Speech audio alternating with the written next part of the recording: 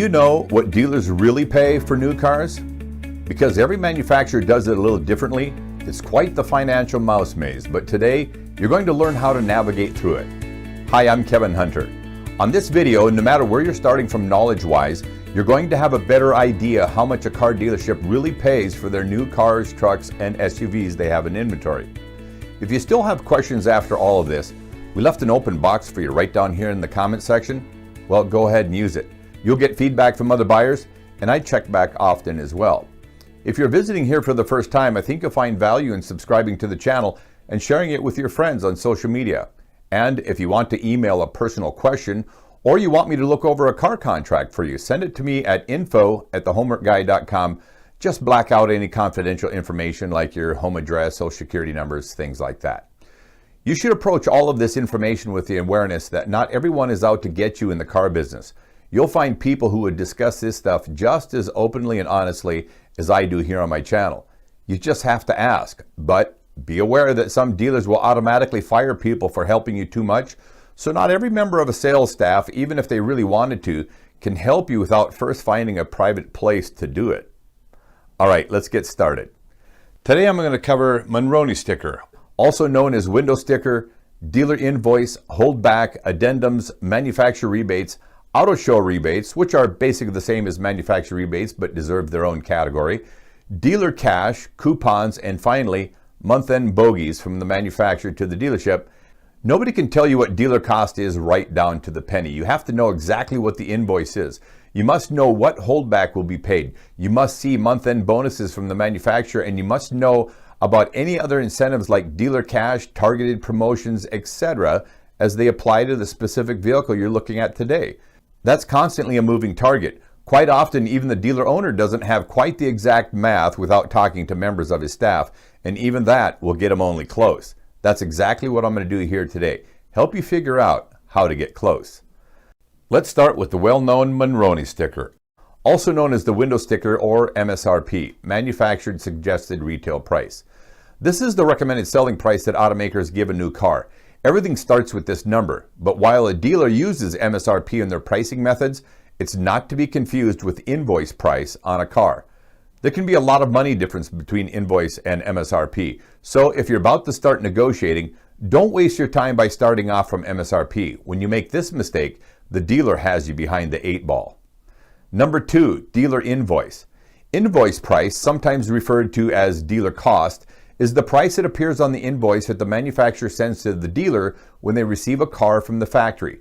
Invoice price is the amount commonly quoted to customers as the actual price the dealer pays to the manufacturer, but if that were true, we could end the video right here. A few things to be aware of. The dealer invoice usually includes a fee known as a destination charge, but sometimes it does not, so look closely. If a destination charge is on the invoice, you shouldn't be seeing a destination charge on your car contract. This is called the double dip, which some dealers do get away with and do it often. Don't get stuck paying for it twice. How can you make sure that you're getting the actual invoice? Well, there's definitely fakes out there. You're going to have to ask multiple dealers for an invoice on similar cars. Just make sure the equipment and trim levels are the same. Multiple copies allow you to compare others, and you'll figure out quickly who's being dishonest and who isn't actually giving you the real invoice. You'll know it because the honest ones will give you the invoices with the lowest cost. Dealers never cheat by giving you a number lower than cost. Number 3, holdback.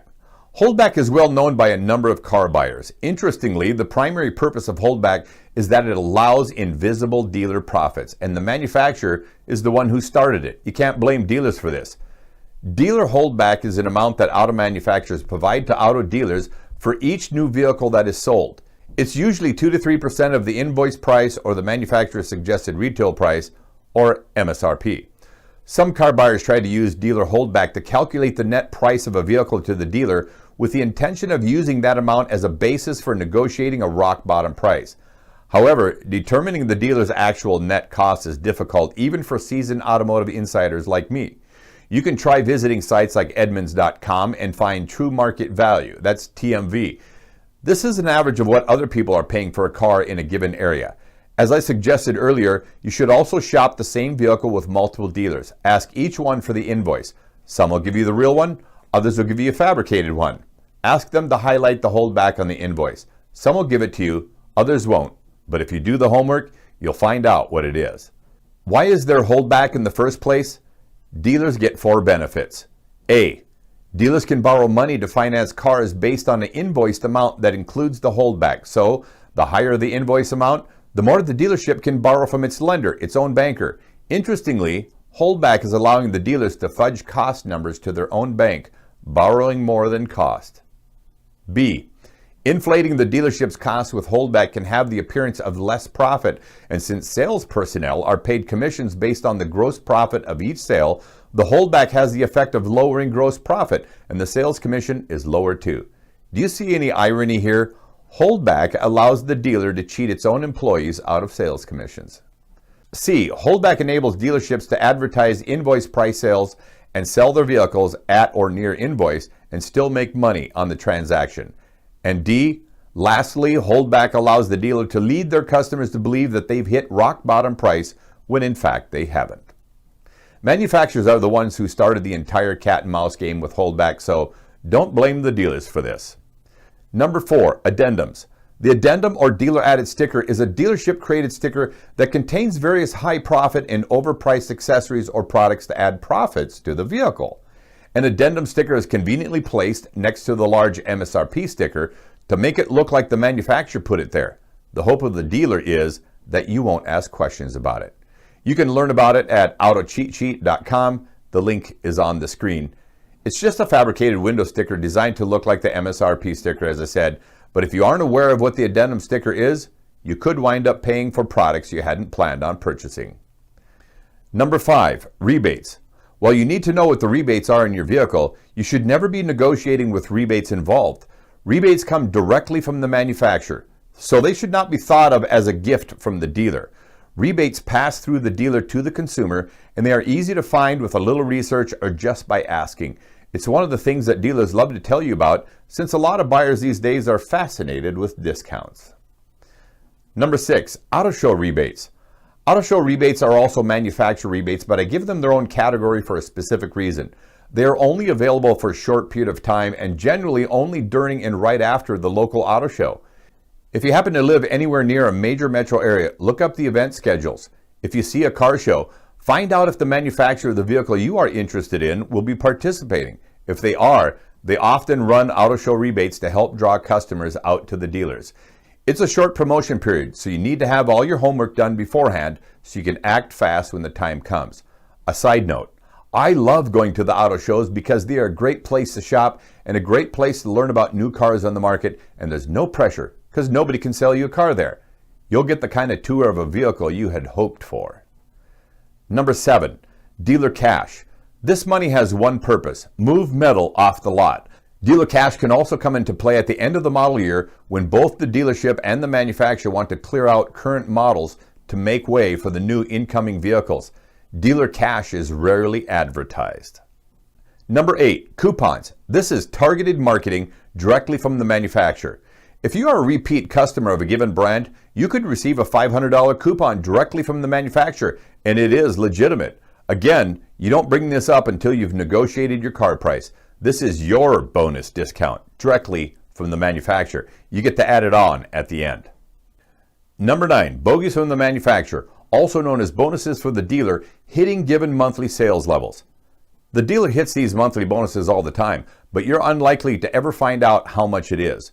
If you're talking to a dealer close to month end or year end, and you're wondering why they're so much more willing to negotiate with you now rather than another time, well, they have a monthly goal they're trying to hit, and your deal might just be that deal that puts them over the top, qualifying for a big fat bonus from the manufacturer. Industry slang for this is a bogey, but it's just what I've described, the month end or year end bonus. All right, so here's the bottom line. You wanted to know what any dealer really pays for the new car they have sitting on their lot. I gave you all the terms and things to look for.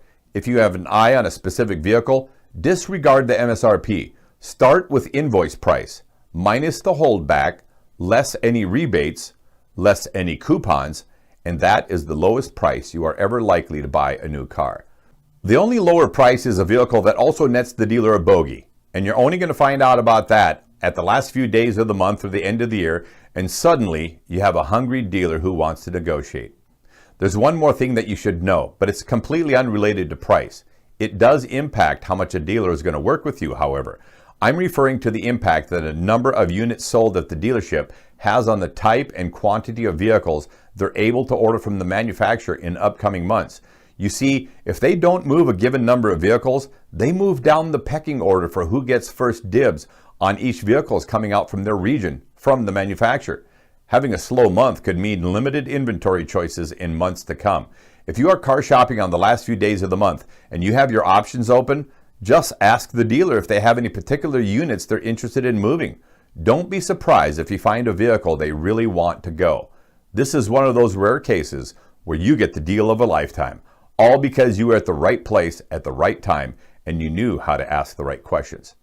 I hope you can use all this information to your advantage and go out and get a fair car deal. I encourage you to shoot for fairness because dealers do need to make a profit to stay in business. If you appreciated the help that I gave you here today, there's a few ways you can say thanks. Click like or leave me a comment.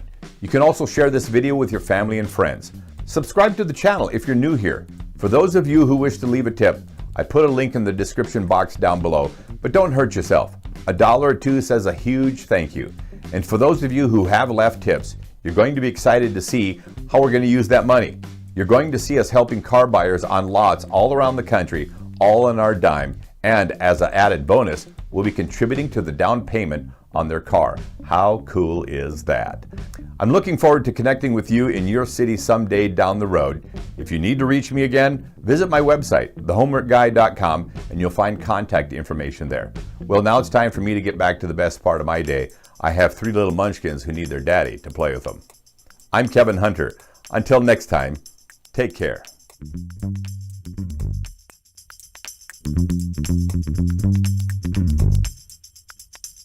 Thank you.